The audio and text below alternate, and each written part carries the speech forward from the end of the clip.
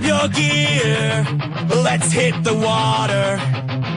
Paddle and fin where the vibe gets hotter. Kayak fishing, straight talk, hear the stories unfold. Stop the freshwater adventures bold. With multiple hosts, yeah, the crew's all here. Casting lines in rivers, no need for fear. From the east to the west, we're making waves. Join the tournament hype, see how it raves. Paddle and fin, we're on the go. From the lakes to the oceans, let the good times flow. Fishing tales and triumphs will paint the scene. Jib reviews and profiles, you know what we mean. Bring special guests, every episode shines. This is kayak fishing, where the world aligns.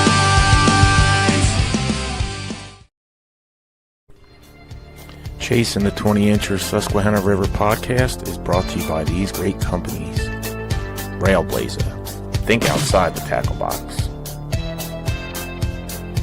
Kayak cushion, for them long days on the water. The Keegan brand, the official brand of smallmouth bass. Blue Mountain Outfitters, Susquehanna's local kayak shop. Ken's Jigs, need a custom jig? Don't look any further. Nico Fishing Baits, next generation of soft plastics. And Undercover Baits, get hooked on Undercover Baits. Thanks for watching and welcome to the show.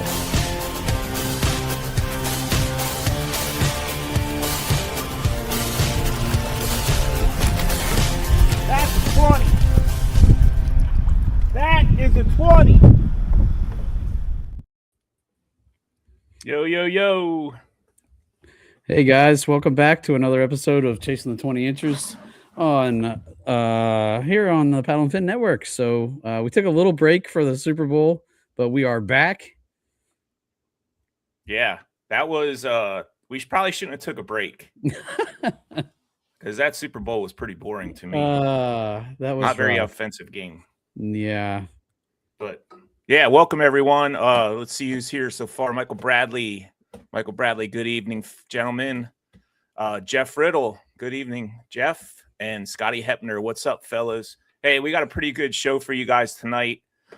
We have the consumer marketing manager of Railblaza with us, one of our sponsors, one of our big sponsors for the show. He's going to be with us. His name is Keegan Lucas, and he's going to be joining us. But before we get into that, we have river levels and photos, and we're going to do a giveaway tonight, Sean. We're going to do the $50 gift card for a Keegan brand. All right, sweet. So pretty excited about that. Yeah. I am going nuts, Sean. I need to go fishing bad. We need unfrozen water, right? That's been so frustrating. I don't even know how far I would have to travel to find water that's not iced over, you know. I was just I was watching TV with my wife today, and I was just looking over at her, and I was like, I haven't caught a fish in like 3 months. And she's like, yeah, she was telling me a story. She was talking to her dad the other day about Valentine's Day. And she said she was going to fill the bathtub up with goldfish and let me fish. I went up to the Great American Outdoor Show today and stopped in and visited John Steigler of Snagler Tackle. And he did a seminar at 11, up on the, the big tank with the fish inside. And I was really tempted to ask him if I could just go up and make a few casts just to, get that feeling back. The itch. Oh my scratch gosh. the itch. Yeah, that'd be great. But yeah, it was cool to see him, and bought a few spinner baits while I was up there. Couldn't leave without picking up a few spinner baits. So nice. Was it busy up there today? It was not as bad as I tried to go up on Friday, and I sat outside the freaking farm show for an hour and a half in traffic. All the lots filled up, and like there was just no place to go. And so I turned around and came home and went back up today, and it was a lot better today. So, did you have a chance to see the river at all today? I did. I drove over the river. It was completely iced over, both in York and in Harrisburg. Like Oh, still snow laying on top of it, you know? yeah, So, I was messaging with Mickey Forbes back and forth over the week, and he was saying something about one of the places where they release warm water discharge, mhm, and he was kind of keeping an eye on that just to see if we could get out, but I haven't heard anything back from him. gotcha. Ice thickness, Jeff Riddle. How about ice thickness? Yeah, did it look like it was super thick, or I I uh, I can hard to only tell? imagine. I heard like Marburg was like 8 inches thick. Mm.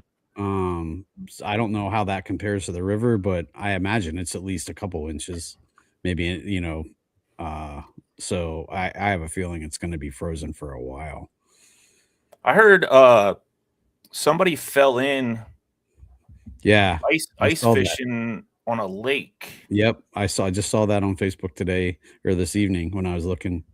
Yeah, they pulled him out. I guess he's fine, but Yeah, yeah, he posted, "Thanks for everybody who helped pull me out," but that was yeah, on that's Pincho, right? scary stuff, yep. Yeah, yeah. You're out there on the ice, guys. Just be careful. You gotta. I don't do that. It's too cold for me to do that stuff. I mean, even if I got into ice fishing, I'd have to get a tent, a heater, all that stuff, and we don't have we don't have that kind of thickness of ice in here in Pennsylvania to be doing that. So I kind of just stay away from that over the winter. Just Yeah, work on tackle and getting reels cleaned up and all that stuff. But just trying to stay busy so I can stay sane. I hear you. All right. Well, speaking of the river, let's get into the river levels. Um, right now, Harrisburg level is 4 feet 11 inches, and the river levels are brought to you by Railblaza. Think outside the tackle box. So it's interesting. I wonder, I mean, the river levels, it's one thing to see the river level, but when it's iced over, what does that make it? How much of that is ice? Yeah. Um, so we'll jump over to Lewisburg next. Lewisburg is sitting at 3.48. And again, there's fluctuations there, but I can't imagine it's fluctuating crazy with the ice. So Yep. And then next we have Marietta. Marietta's sitting at 34.03, and all the charts are looking basically the same right now with the little wave action going on back and forth. yep, it's not oscillating too much. And last we have Towanda sitting at 2.85 feet. So again, hopefully, we'll get a good stretch of warm weather, and it'll be when the ice first breaks up, that's gonna be pretty crazy. It's gonna Yeah. that's always a little bit of a crazy time when the ice flows finally break, because that all flows downstream and can take out stuff on its way down. It kind of cleans everything off. It's kind of crazy. Like one time when I was little, it actually flooded at the same time the ice break up, and it actually took cabins away down by the river. Yeah. So it just cleaned them off the foundation. It was crazy. So I'd imagine I've never witnessed it, but I'd imagine that like when it does start breaking up, it's probably pretty wild to oh, listen it to all sounds of like it. cannons going off. It's when the Yeah. ice breaks, it's crazy. Yeah, I couldn't So imagine.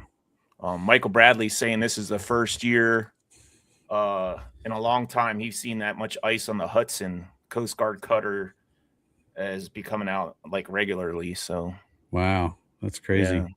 Just And cutting through it, open it up. Larry Okonski says as soon as the ice melts, I am breaking out the jet. So watch out. Oh, dang those jet boaters. Yeah, if you guys watched our skit that we had played last podcast, you know who Larry Okonski is. Yeah. Larry, good to see you, buddy. Thanks for Yeah. watching. All right. Do Well, you want to jump into the photos of the week? yeah, let's do that. Let's get into the and I had an idea. I wanted to we our last winner for the Keegan $50 gift card never contacted me. So Oh, what we're gonna do is the guys that start sending us photos between I guess the people that are watching, we're going to kind of have a vote on who should win for the best photo of the week. And then we'll give that $50 gift card to one of the guys that sent photos. And I think that's a good thing to do to kind of get people involved. Okay. So we're going to show the photos, and then afterwards in the chats, guys, tell us who you think has the best photo, and we'll give that $50 gift card to them. And we'll start off with Jason Young. So Jason is somebody that I've fished with here quite a few times, and Jason's a good guy. So Jason, thanks for submitting that fish. Jason's pretty good. He usually outfishes me, so it was kind of cool to get to fish with him a little bit this summer. So Jason, thanks for sending that in. Appreciate it, bud. That's a heck of a smallmouth. Next, we'll jump over to Gary Horst. So there's a Gary with a nice smallie.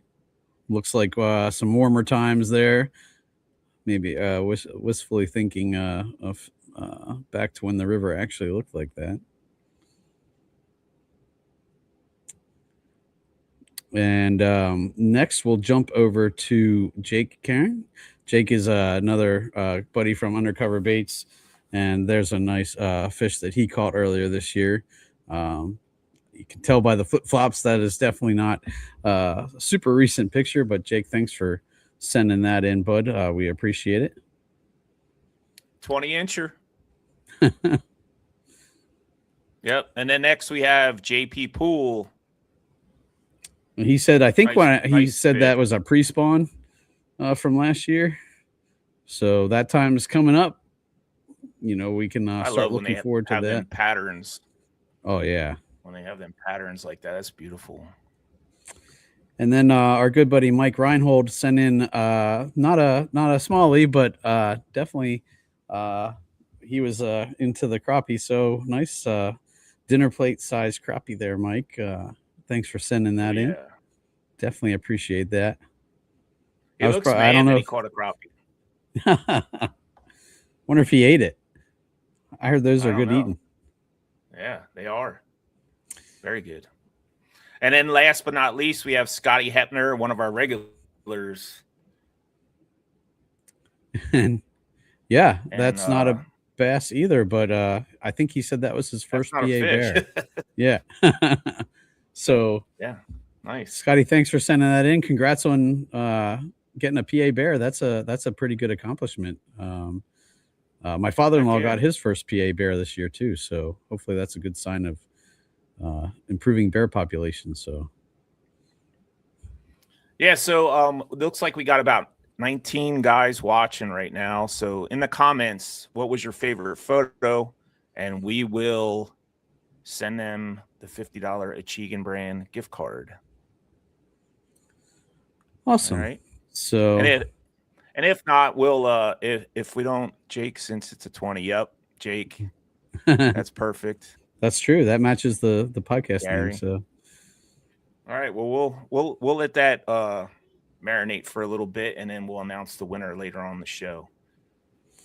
Awesome. Well, Sean, you want to bring on Keegan? We'll go ahead and bring on Keegan Lucas. So Railblaza has been a huge sponsor of our podcast, almost pretty much from the beginning. And we're finally getting a chance to bring on Keegan. So Keegan, welcome. Oh, he has no audio. Oh, there we go. Okay. Hi, guys. So sorry, I caught you off guard there. I got this little background thing going, and I'm watching the camera and the screen, and I watch my hand disappear. So technology. AI is going to take all our jobs. Yeah.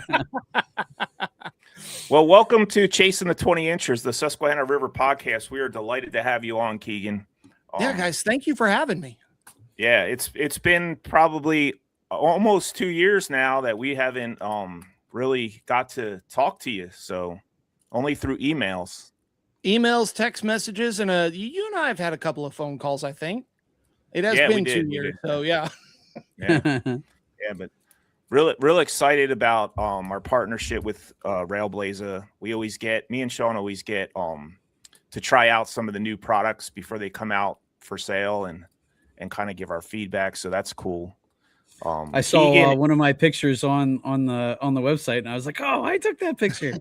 So I was like, "Cool." yeah. Keegan's the consumer marketing manager. So why don't you tell us like how you got into that role? Well, so it's kind of a long story, but I'll cliff notes it as much as I can. I've got a background of about 20 years in media, not just radio. I started in radio fresh out of college, and that evolved into just a ton of other stuff. I mean, I was lucky enough to come up as social media was becoming a thing. Back in when I first went to college in 98, social media wasn't a thing. MySpace was not a thing.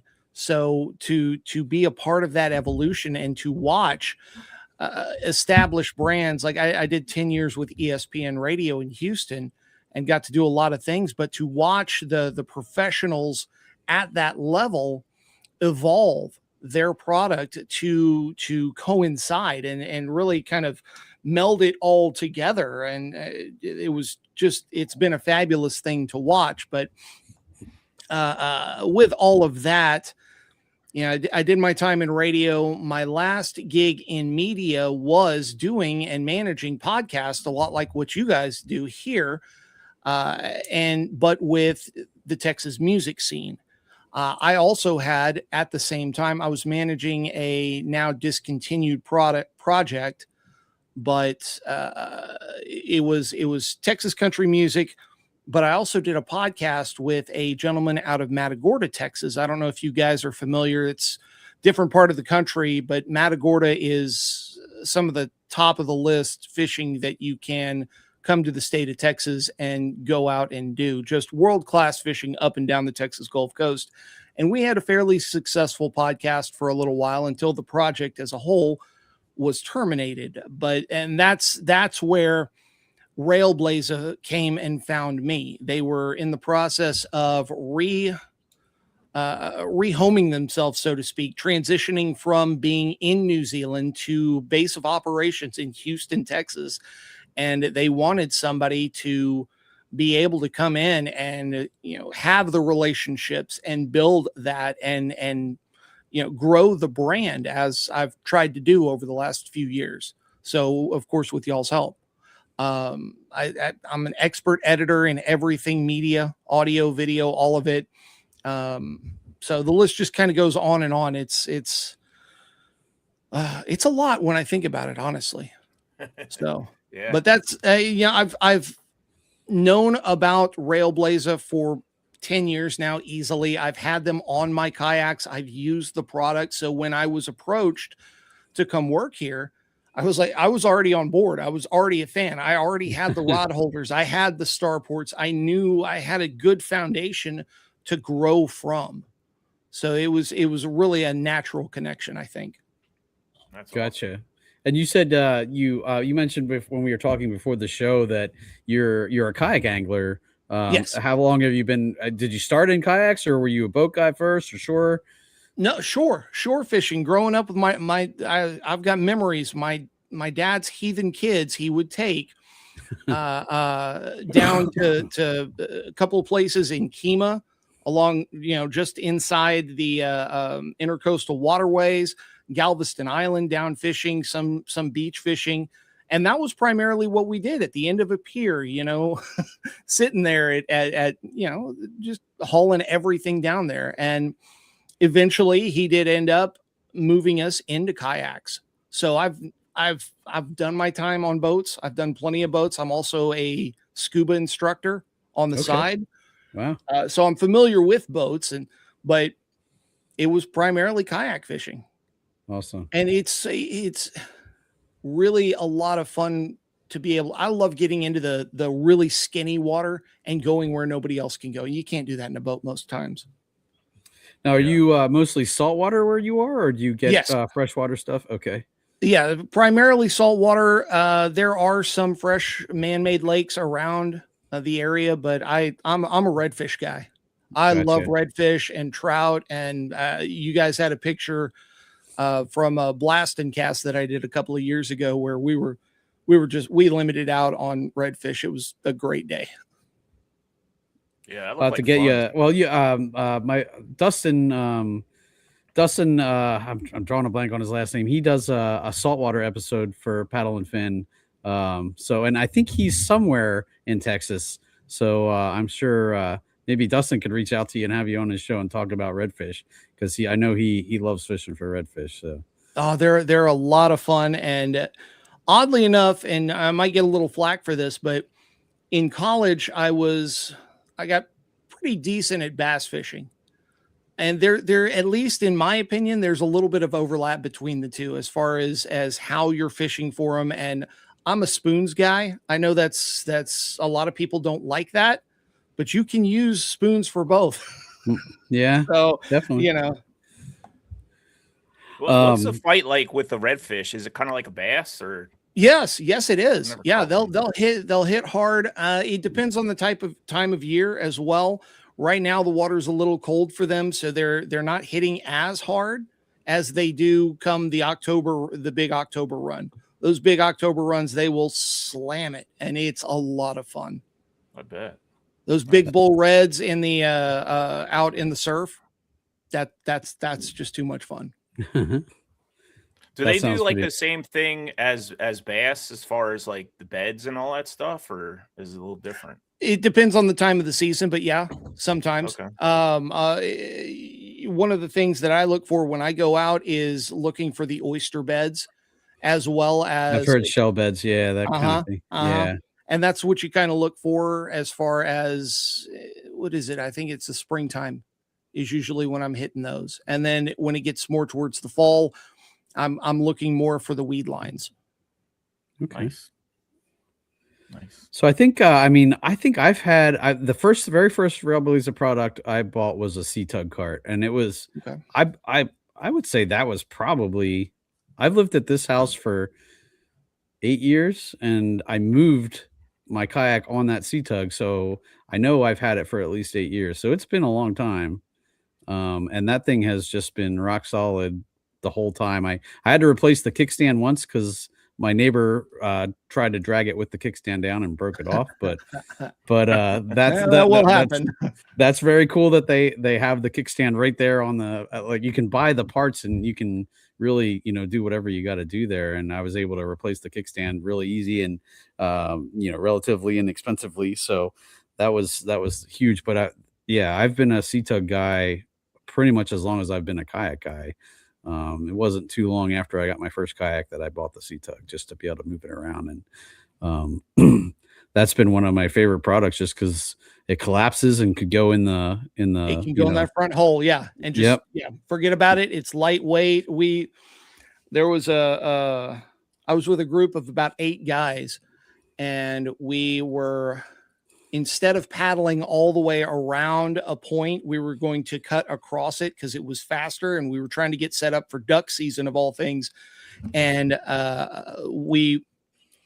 it was one of those instances where I wish I'd had a Sea Tug with us. And because just trying to get across this little, I don't know, just little island type land was a nightmare. And we were all loaded down. I don't know if you guys do hunting from kayaks up there, but you've got your shotguns, you got your ammo, you got your decoys, you got your camo, you got, the list just goes on. And of course we were doing another blasting cast, so we had our fishing rods and tackle and all that other stuff. So the kayaks were twice as heavy as opposed to just a single outing or sport. But they're a game. Those Sea Tugs are a game changer. Definitely. But I mean, you guys have come a long way since then. I mean, back then, I think there was rod holders. I'm trying to think of all the stuff that was available back then, but the product lineup has expanded vastly since then. Yeah. To incorporate just everything, and that's one of the big goals of the company is to hold on to that foundation that built the company around kayaks, but also grow it to be more of outdoor inclusive, because so many of these things, you guys know, can be applied in so many different other avenues, even day-to-day stuff, which the Titan Grip suction mount was one of the big ones that literally everybody can have one of those in their car. I got one right here. Look at the Yeah. picture. Right there. I use that every day. There it is. Yeah, they're Every great. day. And the anchor point phone holders, same kind of thing. Expand out. Yeah. Grow. If you're not growing, you're dying. That new phone holder you guys came out with is freaking awesome. I stuck that suction cup on my window probably 6 months ago. Still there? And that one time, and it still hasn't come off. Yeah, we're rock solid. We're real proud of those. We've got people using them down here in Texas, holding their trolling motors when they're driving their boats down the road. Your phone holders. I've got one of our other ambassadors uses the Titan Grip for her GoPro on her off-roading adventures on her Jeep, and she loves it. She swears by it up and down. So yeah, it's been good for us. Yeah, I mean that you could use that for anything. I see pictures of it stuck to the side of a golf cart with a phone on it, videotape, just playing videos of people's golf swings and stuff like that. Yeah, it's perfect. Yeah, if you want to see how you're actually swinging at the golf course, boom, you got your camera right there. Yeah. Awesome. And the phone holder itself is like, it is rugged. Like when you pick it up, you can feel that it is sturdy. It's not like, I don't think you could break it even if you tried. It is a hard piece of equipment. It's like, that was the first, when I first picked it up, that was the first thing that struck me. It was just like, I was like, man, this is good. And then it also, I love how it locks. So like, there's no chance of your phone. Oh no. Yeah. There, like, because I mean, I remember back when Paddle and Fin, we did like this, we all the hosts battled each other, and we got like a Rhino phone holder and like the knobs fell off, and the phone, like, it just didn't hold the phone very well. Your phone actually pretty much locks in. You adjust it so that when you pull down that little lever, it is locked in there and it's not going anywhere. Yeah. Nope. We don't want you to lose those pictures. No. You know what I use it for? I use it to hold my charging stations for my GoPros. GoPros, yeah. So I can run them all day long. Ah, okay. The charging, something else I hadn't thought of, but I like it. Yeah, it's just as big as a phone, the charging stations. Yeah. So it grips it so perfect, and I don't have to worry about it the whole day. Oh my, I just did a video on Friday about adding starports to things, right? And I don't know if you guys saw it. It's on Instagram, it's on YouTube, it's all over the place. But we had a customer question come through, which I also am fielding those. So when you guys call the hotline for Railblaza, you're probably going to be talking to me. But the customer asked, she had a poll. She wanted to add another starport to it. How do you do it? And came up with a couple of solutions, but adding on to what Carl was talking about using the anchor point as a battery pack holder, that's actually really great for the camera booms, because we've got the rail mount 1925 that fits right on them, nice and secure. The wheels are always moving. They really are. Yeah. And that was the other thing too, that, I mean, everything kind of fits together. Like the ports, that's like, I know at one point I had just a starport base. I used it for my camera boom when I used my camera, but then I also used it for rod holders at one time. And it's nice because you can just, pop it out, put whatever else you want in there, and there, change it on the fly. It's nice. And it's also secure. Like once you lock it in there, it's not going anywhere. Yeah. And that's one of I have to give credit where it's due. The guys who have been with the company, Andrew and Matt, really have dedicated themselves to helping make sure that all these products are functional and interchangeable and dynamic. And you can tell a lot of thought goes into the designs, for sure. Yes. Well, we're going to take a 30-second commercial, and we'll be right back.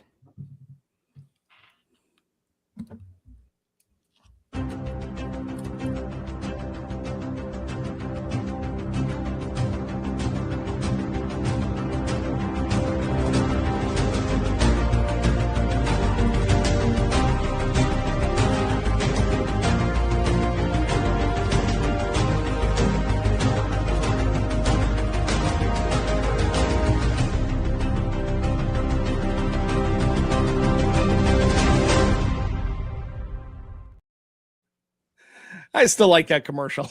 Yeah. That was a lot of fun to make. That sounds like it'd be fun to do. Yeah, getting out there and just doing all the thing. And I'll be honest with you, that wasn't all in one trip. That was some of that footage is a couple of years old. So, but it was fun to put it together.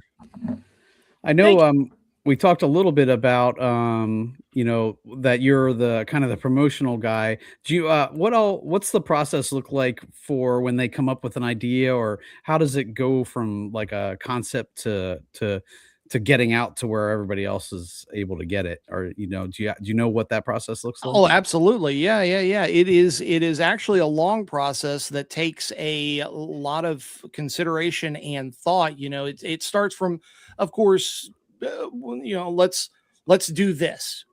And then, how feasible is it? What's the, realistic aspects of getting product in, being able to manufacture it, being able to do all these things. And then, of course, market testing.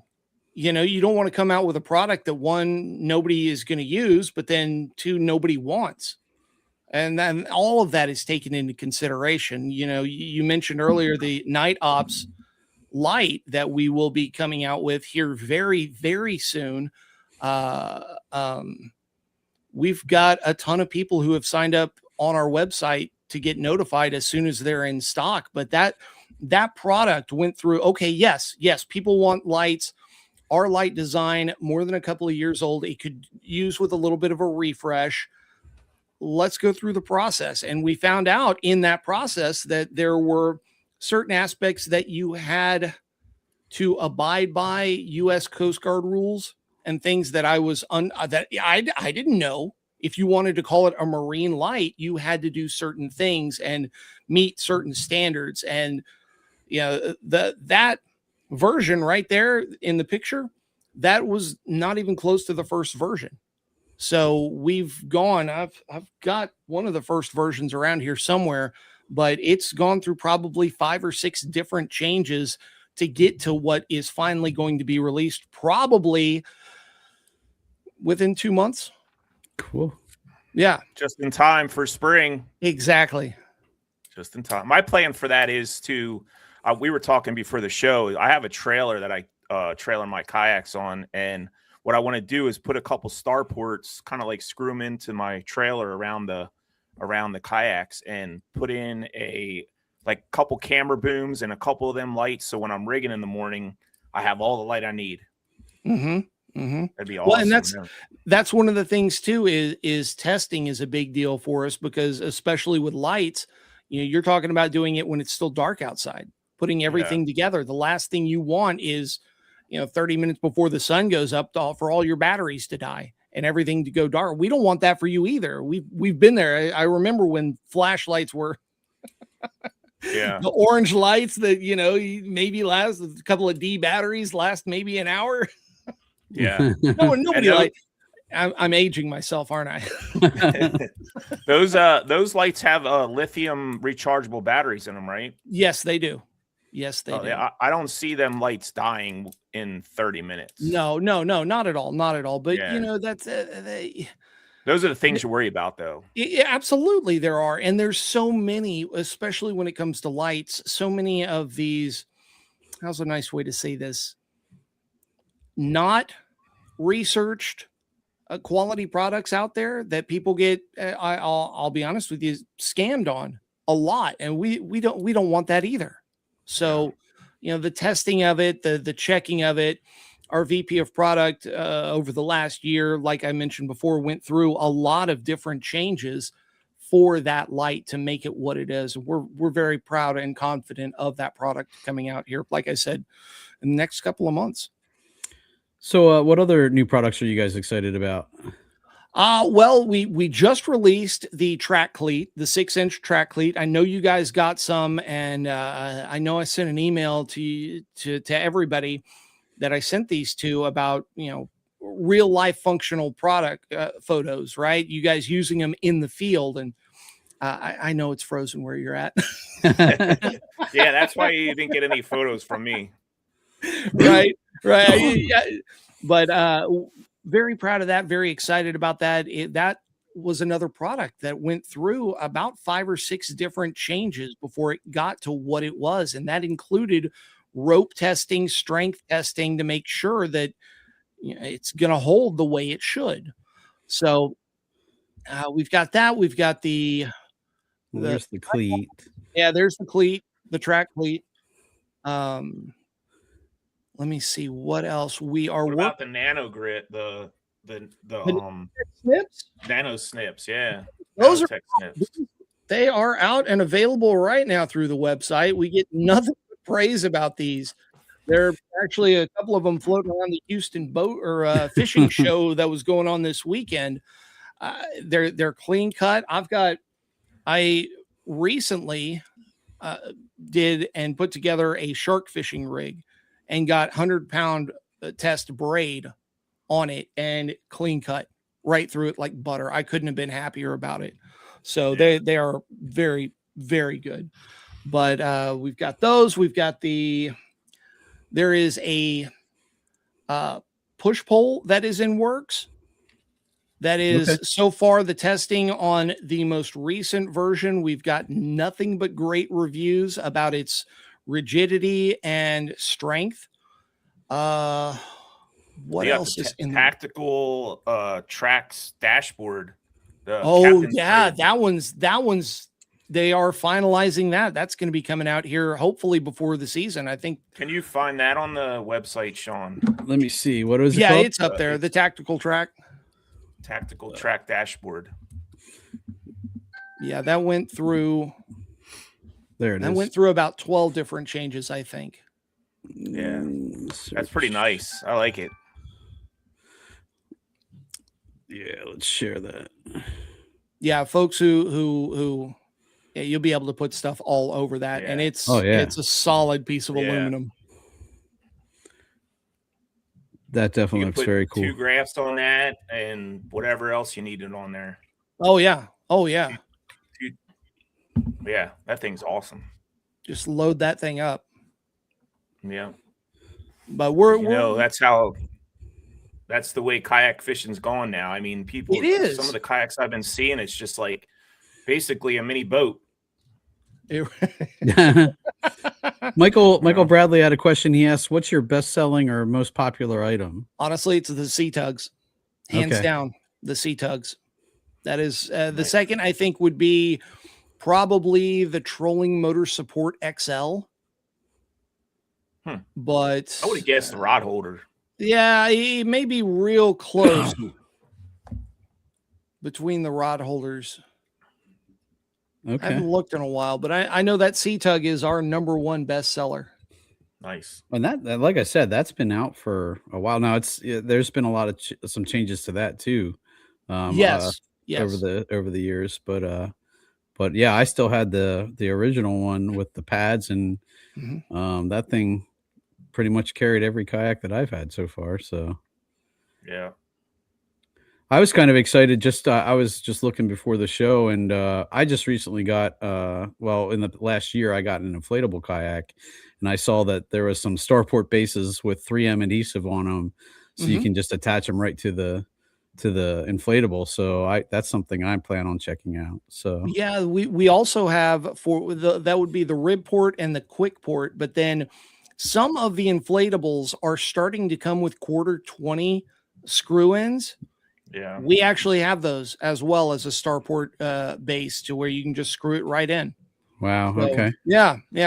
And that actually segues to talking about the Mule paddleboard hybrid. I did see that on there too. Yeah. That That one we debuted at ICAST this last year in July, and that model is the first one. It is not the last. They are in the process of redoing a couple of things after that initial testing. I actually got a chance to take it out on this lake that's behind me in the photo in Colorado, and I had some tips. I had some ideas. The VP of product asked me, "Hey, you took it out. What did you think?" So, and we talked about it and how to make a couple of things better, space some things out differently, make those appropriate changes so it's a little bit more functional. Is that an inflatable? It is, absolutely. Nice. It packs up, I think, deflated, it's about 60 pounds. Oh wow. But it'll hold me, and I'm sitting at 250 right now. You were looking a little jacked. You're looking a little jacked right now. Well, you're only getting from here down, so it's all about the camera angles, okay? Yeah. Well, we got a question in the comments. Sure.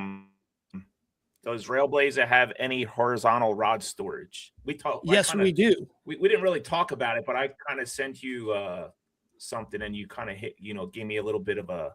We're kind of in the works of that, Well, okay, so that actually is a two-part. So we are working on a kind of a rack that fits on the kayak, but as far as like wall storage, see, those will work as well. So we have options, and technically, yes, we do have it, but we're working on yet another option and design, but it is very much in its infancy, probably at least a year out. So I think he was probably referring to on kayak horizontal rod storage, I'm guessing. So I would say these are probably your best bet right now. Yes. On kayak. Yeah. But yeah, they definitely have something that'll do that. Yeah. So that's the cool thing about Railblaza. You could just put a bunch of them starports all over your kayak everywhere and put whatever has that starport connection on it and rig your kayak the way you want it. Well, and even, we talked a little bit about lights, and I know a lot of folks are running batteries, which means wires, which means a little bit more involved of an install process prior to getting it into the water.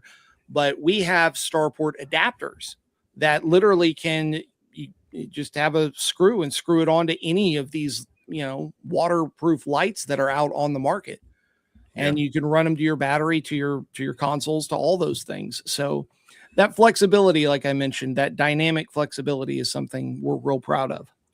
Well, I really liked the light pole too. That was one of the other products that I really liked. Compared to, I had an older one from a competitor that this one kind of just blew it out of the water in terms of brightness. 360 visibility. I was really impressed with that too. That was another product that was just rock solid. And I just noticed that you guys have one that just goes into a starport base that's like the bow, like the one for the front of your boat if you have a motor on it. So now with a motor on your kayak, you're supposed to have the nav lights, and that's an easy solution for getting that front nav light is just to get a starport base, put it up front, and plop that guy on there, and you're good to go. That's what I have on mine, both my kayaks, and when we've gone out for those blasting casts, boom and done, and you don't have to worry about it. Yep, they're great. But other product wise, so what kayak do you run? I'm old school wilderness. I got a wilderness Tarpon 140 and 160. Okay. And I've done all sorts of things to it. Actually, the front of mine, my primary one, which is the 140, is camo wrapped in shadow grass blades, because duck hunting down here, that's what we're using, and being able to back into the reeds and have that front end, you don't have to worry about it. You don't have to drape any cloth or anything that you might worry about getting wet. It's done, and it works great. Love it. So that's been, and the underside is beat up. That's why I've been looking at getting replacements. But I haven't found anything I've fallen in love with yet, because I'll be honest with you guys, I'm a minimalist when it comes to getting out there. I know what I'm going after. I know what I like using, and you know, I'm honestly, I'm not often fishing very deep at all. 20 feet max. That's Wow. about it. Yeah. Okay. No, some of these back lakes down here in Drum Bay, Christmas Bay, up the San Bernard River, they're not terribly deep. Well, I know when I talked to Dustin about fishing shell beds and stuff, he was saying it's a lot of times very shallow. Yeah. Like, Oh, yeah. Like almost you're seeing the backs of them out of the water kind of thing. So there's nothing better. There's nothing better in the morning than when you're putting your kayak in and you got a little fog coming off the water and you see that redfish tail come just slowly out of the water and right back. It's just beautiful. Awesome. So we kind of interrupted you there. You said there are some other things you were looking forward to. Oh no, I was just we've got the stealth camera boom that has recently come out. We're very proud of that. That again went through a ton of revisions. The track mount tie down kit is going to be I think something a lot of people will jump on when they get that tactical track we talked about as well, because it does allow for a lot more additions and securing of gear with that. I actually used that to tie down my battery, because that was one of the few things left on my kayak that was not secured.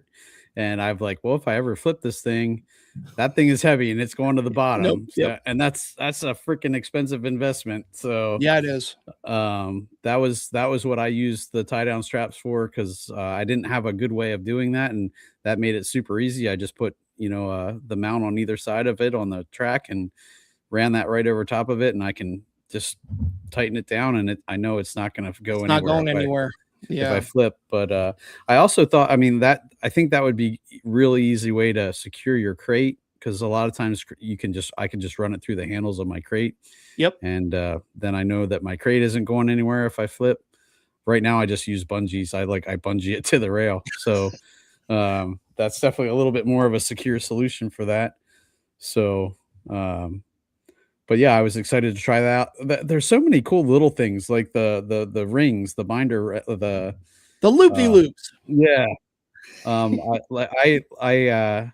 had a Z-Man binder, like my Z-Man soft plastics, and in that binder there's metal rings, and they rusted like almost immediately, and they were such a pain to open and close, and they'd pop open, and the bags would just start coming out, and so I ripped them out of there, and I put those loop-de-loops in there, and it's so much easier to put bags in there now that's not going to rust, and they're definitely not just going to pop open on you. So that was one of the cool things I liked. So I wanted to ask, because I mentioned I'm kind of shopping for a new kayak here probably next year, but Sean, what are you running?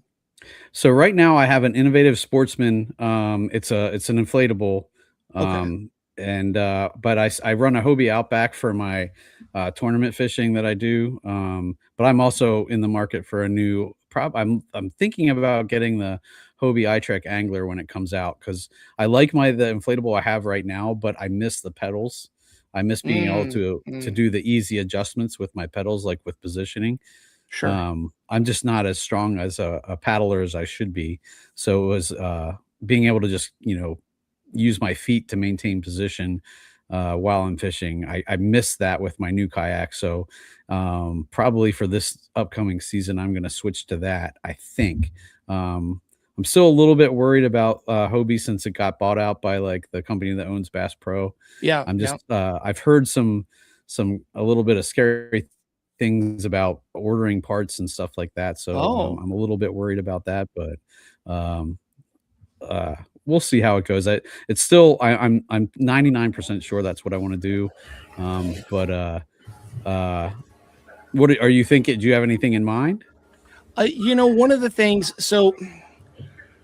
I've thought about, because I do fish shallow, and I do worry about oyster beds all the time. So kind of a a pedal drive might be out for me, but I'm not against it.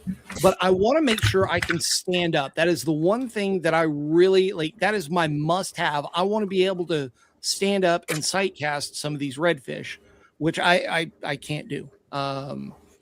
But you know, staying, and I also don't want something that's terribly heavy. Some of the new stuff that I've seen is a couple 120 pounds, 150. I got like, I'm a big guy, but there's a limit here. So that's the tough thing. There's if you want stability, then a lot of times the most you have to go heavier. Bigger.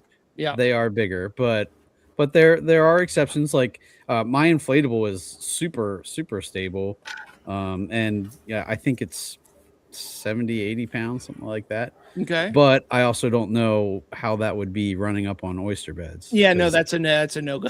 I heard those can be pretty razor sharp. Oh, so. Absolutely. I had a buddy of mine. The last time we were out, he was wearing tennis shoes, and he stepped on one wrong, and it went right through, cut his foot. So wow, yeah, oh yeah. That happens all the time. So yeah, that probably wouldn't inflatable, and that probably doesn't mix too. No, but a lot of patch kits. Yeah. Now mine is the Sportsman is the Osprey is reinforced. Like I've ran it up on pretty jagged rocks and stuff and haven't had it puncture. Okay. So I got to give props to them for that. And that was another worry about the Hobie a little bit, is just the durability. Like the one I have, the Osprey, is made out of the same stuff that they make like river rapid rafts out of, you know? Okay, sure. Yeah. And it's doubled up in spots where, you know, where they know it's going to get hit. Like in the sides where, you know, you're bringing a fish, you don't, you know, or a bait up to the side of the kayak, it's doubled there. So it's definitely harder to puncture than, you know, some inflatables, but it's definitely, there would definitely be worries about oyster shells or oyster beds for sure. Well, and every now and then you will hear people who will get bumped by bull sharks down here wade fishing. So, you know, one of those gets a little mouthy. It's something to consider. It's back there. It's back there. But yeah, inflatable for me out. Yeah, I don't know. I've heard stories about gators bumping kayaks, and that kind of worries me.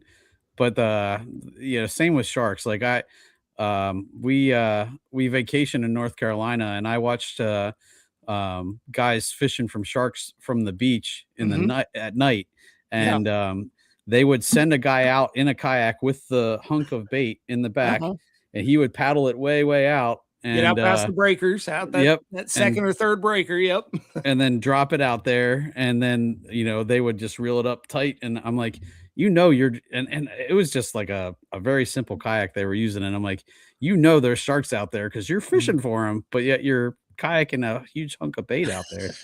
So I don't know, but they caught a like 12-foot tiger shark on the beach while we were there. Oh, so that's what I want. That's my dream catch right there. That is a tiger shark. Get it, land it, take the photos, let it back. That's exactly what they did. That was awesome. I could not believe it. And it took them a long time to get it. Oh, forever. Yeah. Oh yeah. Yeah. It's a big fish. And I guess it was like, there was like 3 guys, and then it was they had a 16-year-old daughter, and that was the first one. Like they were actually holding on to her to anchor her down so that she could reel it in. That was the first one she actually got into the beach, you know. Now, how cool of a memory is that for her? You know? My gosh, it was awesome. That's huge. So, but funny story about kayaks and alligators. One of the ones that I have, my dad was using one day. The 16-foot Tarpon 160, and he paddled over an alligator. He heard it go tick, tick, tick, tick, tick, tick, tick, as he paddled right over it, and it didn't seem to care about him. I've heard that for the most part they will not bother you, but I'm not going to be the one to find out. So. No, that's no, I'm good on that. I don't need that in my life. I've checked a lot of boxes. I've done a lot of things. That one didn't need to be one of them. Yeah. I'll stick to fresh water too.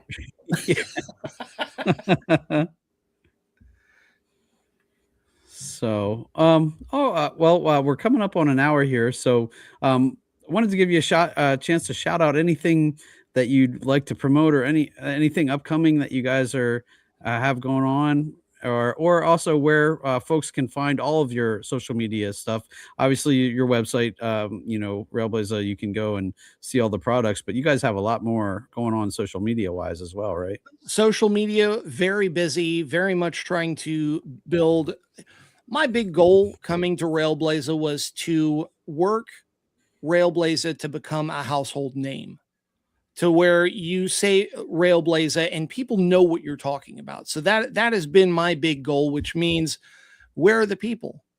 The people are on social media. The masses are on social media. So, whether it's the latest sales going on, or new product coming out, or like I mentioned earlier, doing a video about how you can add parts and other products to our gear to make it more adaptable to your application, it's all there.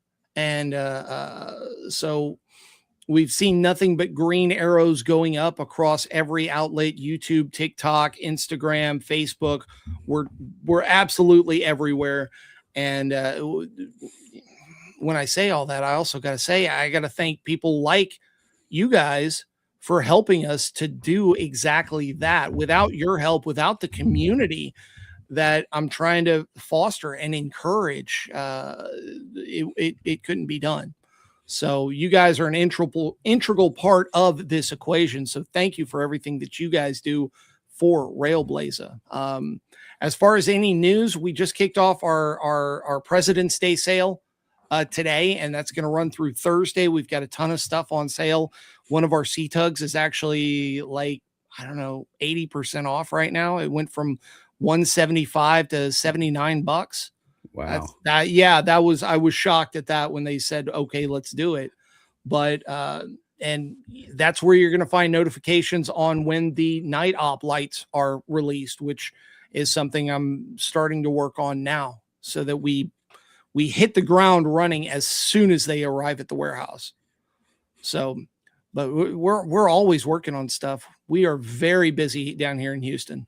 I was going to say, just the amount of time you reach out and you're like, hey, this is coming out. This is coming out. I'm like, you guys are busy.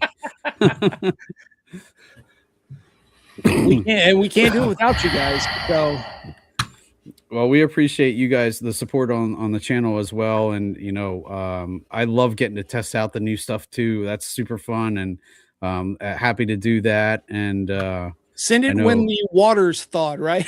Yeah. Oh. But even just playing around with it in my garage, kind of, if I can do anything, that's fun too. That at least lets me think about fishing. So, well, Sean, let me ask you this: how often are you pulling your boats into into the garage to work on them, to update them? How often are you doing that?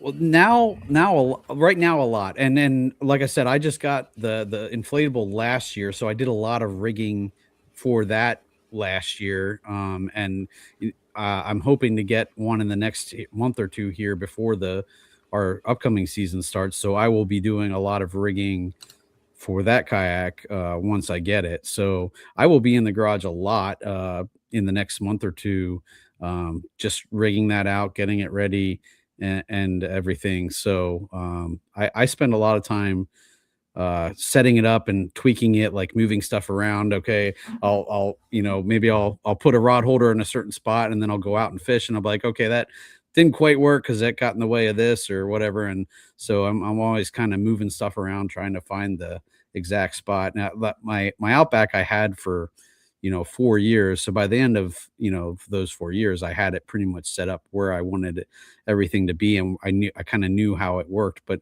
now with this new kayak, last year, I still wasn't 100% comfortable with it by the end of the year. And now like I said, I'm probably switching again this year. So it'll take me a little bit of rigging to do that. So when you're rigging out the new boat, are you going to do you have certain things that you're going to leave on your previous ones, or and not transfer, and then other stuff that you are going to transfer?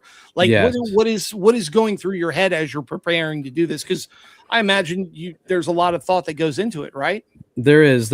I mean, you have the basics. Like, I know I want rod holders. I know I want my anchor and my anchor wizard. You know what's going to hold my anchor, and then my my storage and like where my pliers are going to go. The stuff that I know I use every time out. But then there's other things like I don't know that I'll even put a fish finder on this boat because I won't be fishing probably crazy deep water. I don't use a fish finder on the river because it's usually so shallow. It's not really worth it. So that's one of the things that I don't have to worry about as much. Although, down the road, if I ever get forward facing sonar, that's on the want list, maybe. So at some point I might be looking at, how am I going to put a transducer on this and that kind of stuff. But that's one thing that right now I know I don't have to worry about. But yeah, there's a lot of thought that goes into it. Like, where's my battery going to go? How am I going to run the lines for the motor? One of the things I was going to ask you about, to just put a bug in their ear is under seat storage. Like, I've been looking for good under seat storage. Like on my other kayak, I had, the seat wasn't really high, so I didn't have a lot of space there. But now on my current kayak and on the kayak I'm looking to get, the seat sits a lot higher. So I'm like, that's a lot of wasted space under there. I'd really like something that I can, because I especially on inflatables, you don't have hole storage. Yeah. So that's one of the things I'm looking for is a way to store like some kind of, bin or basin that I can store stuff in, whether it has a lid or not, that I can just pull it out, put stuff in there. And, that's my ideal storage. And I haven't found right now a good solution for stuff, what's currently out there, Yeah. So it almost sounds like you want it to be able to move. Yeah. From under, so you can actually see what it's there as opposed to a stationary, I don't know, like a box or something that just kind of maybe attaches to the legs or something. Or something, just like I don't need necessarily to have a drawer, but if I can just pull it out and then access Slide whatever is in there and push it back, Gotcha. Okay. So, because that was this is great information because people fish differently all over the U.S. and when you are developing, products, you want to take those considerations like what you're talking about. Absolutely. There's a need for it. So, how you fish, how I fish, a little bit different, but, it's still fishing. But, finding out and learning. And I say that thinking in my head about a kid I was talking to at a tournament last year where he was catching bass at 60 feet. Right, in a lake, Cumberland. I don't fish that deep. The only time I do that is when I'm out on my buddy's boat and we're dropping line over a coral head at 60 or at 110 feet. But it's there's really no technique there. He knows where the coral head is. We know where the reef is. Yeah, we know where the reef is. Drop it straight down.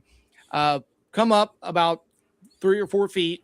And then the red snapper get it, and you fight it all the way to the surface. I mean, that's it. I mean, there's no, we're not. It doesn't get any more complicated than that.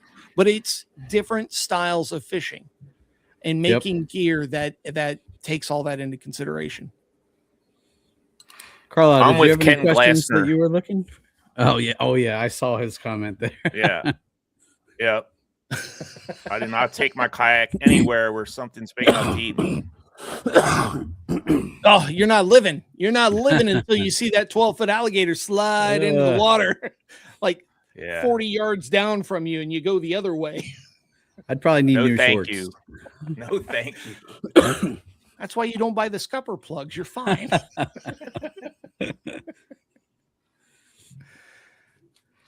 Well, we're pushing about 65 minutes here. Keegan, we greatly appreciate you coming on and talking everything Railblaza and kayak fish and all that stuff. We hope to have you on again once everything. Yeah, anytime you have out. something you guys are excited about, let us know, and we'll be happy to have you on for a bit and chat about it. You guys, like when new products come out, you guys, your names are on the top of my list. You are the first to get new product. When we get these lights in, you guys are getting some. So we appreciate that. Carl, I don't know if I can send you 4 of them, but I'll try. I don't know if I need 4. Those things look like they're going to be pretty bright. I haven't gotten a chance to even test the latest one out. So I don't know, but yeah, they should be. I hope so. Awesome. But yeah, you guys, thank you for everything you do for Railblaza. You guys are a tremendous part of our growth, and we really appreciate everything you do. No problem. Thank you guys for everything you do for us too. So yeah, absolutely. Well, Keegan, it was great talking to you. We hope to talk to you soon, and we'll see you hopefully soon. I hope so too, guys. I had a lot of fun. This was a blast. Thank you. Thank you. Yeah. All right, Sean. Let's shut it down, brother. Okay. Well, guys, thanks again for tuning in for another episode of Chasing the 20 Inches here on the Paddle and Fin podcast. We'll be back in 2 weeks with our next guest, and excited to bring you guys that. But thanks for everybody for tuning in, and we will catch you next time. Thank you for tuning in to the Paddle and Fin Podcast Network. We hope you enjoyed the show. Don't forget, for future shows, like, follow, share, and hit that subscribe button. Make sure you check out our individual channels and accounts too. Want to be a guest on one of our shows and talk of adventures, gear, or products? Contact us. Thank you for watching The Noob Show with Matt Gibson, Chasing the Tide with Dustin Nichols, The Rusty Hook with John Rapp, The River Run with Adam Fraser-Pross, May Contain Fishing with Daniel Woodcock, Chasing the 20s with Carlisle Esterly and Sean Lavery, Friday Night Bites with Brian Schiller. Thanks for tuning into the Paddle and Fin Network. Subscribe and always wear your PFD.